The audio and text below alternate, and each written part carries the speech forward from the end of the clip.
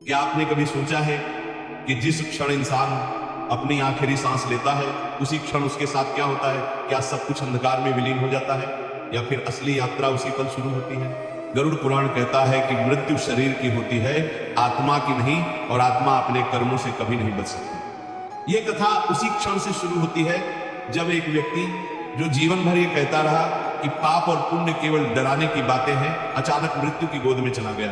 अस्पताल की मशीनें बंद हो गई, डॉक्टर ने हाथ खड़े कर दिए और घर वालों की चीखें पूरे कमरे में गूंजने लगी, लेकिन उस व्यक्ति की चेतना समाप्त नहीं हुई। उसने देखा कि उसका शरीर बिस्तर पर पड़ा है और वह स्वयं छत के पास खड़ा सब कुछ देख रहा है। वह चिल्लाया कि मैं यही हूं, लेकिन कोई भी उसकी आवाज नहीं सुन पाया। तभी अचानक कमरे का तापमान गिरने लगा, रोशनी बुझने लगी और दो भयानक आकृतियां प्रकट हुई। लंबे काले शरीर, आग जैसी लाल आंखें, हाथों में रस्सी और चेहरे पर कठोरता। गरुड़ पुराण इन्हें यमदूत कहता है। बिना एक शब्द बोले उन्होंने आत्मा को बांधा और खींचने लगे। पल भर में वह पृथ्वी से बहुत दूर एक अंधेरे मार्ग पर था, जहां न दिन था न रात, केवल डर था। रास्ते में चीखती आत्माएं, जलते शरीर और कांटों पर लटके जीव दिखाई दे रहे थे। वह कांप था और समझ गया कि यह कोई सपना नहीं है। तभी दूर से एक सिंहासन दिखाई दिया जिसके चारों ओर अग्नि की लपटें उठ रही थी। सिंहासन पर विराजमान थे यमराज, भयानक तेज, विशाल शरीर, हाथ में दंड और आंखों में ऐसा न्याय कि देखने भर से आत्मा कांप जाए। यमराज ने गंभीर स्वर में कहा, हे जीव, तूने जीवन भर मेरी सत्ता का मजाक उड़ाया, पर आज तू मेरे सामने खड़ा है।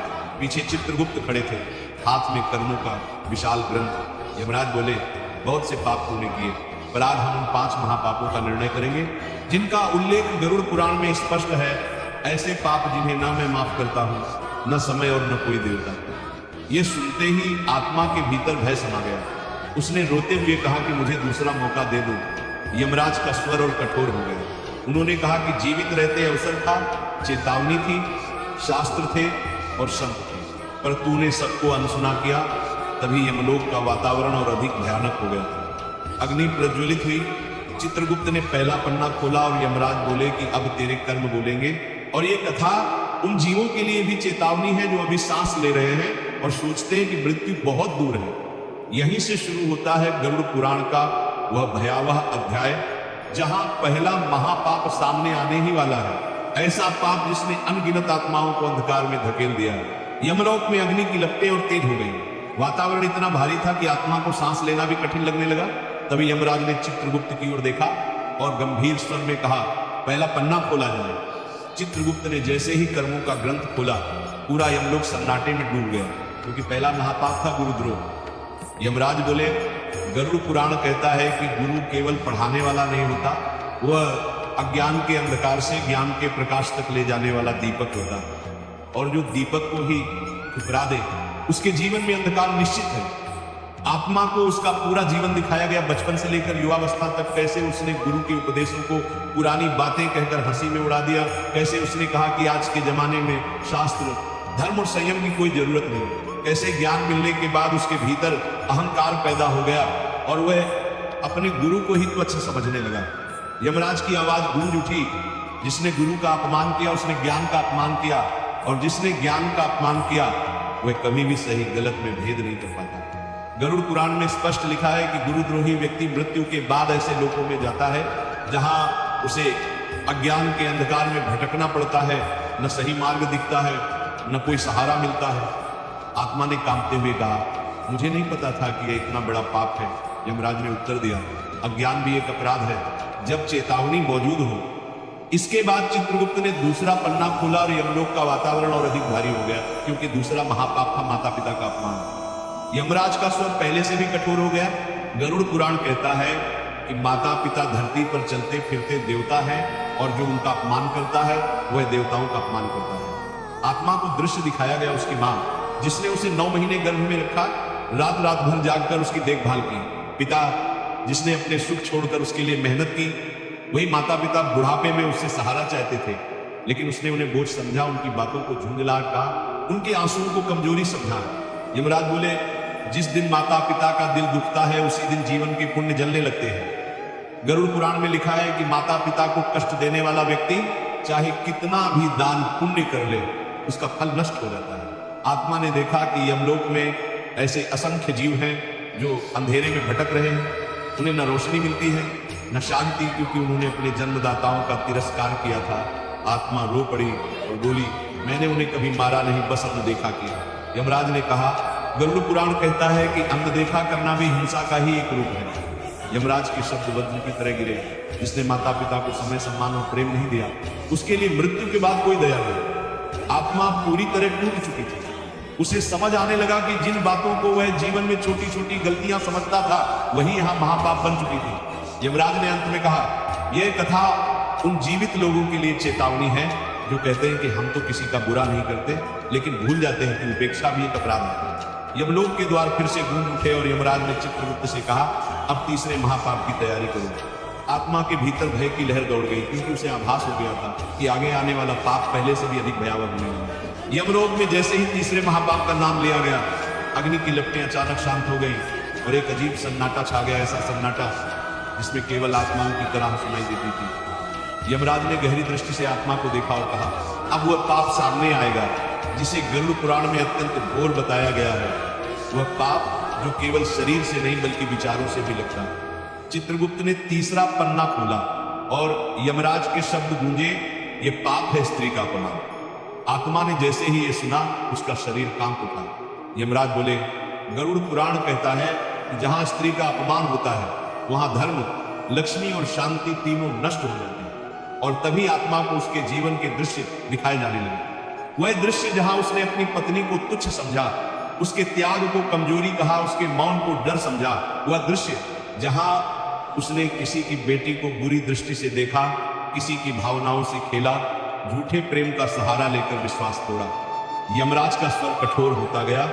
यह पाप केवल कर्म से नहीं, दृष्टि और विचार से भी लगता है। गरुड़ पुराण में स्पष्ट लिखा है कि जो व्यक्ति स्त्री को केवल भोग की वस्तु समझता है, वह अपने ही जीवन की मर्यादा नष्ट कर देता है।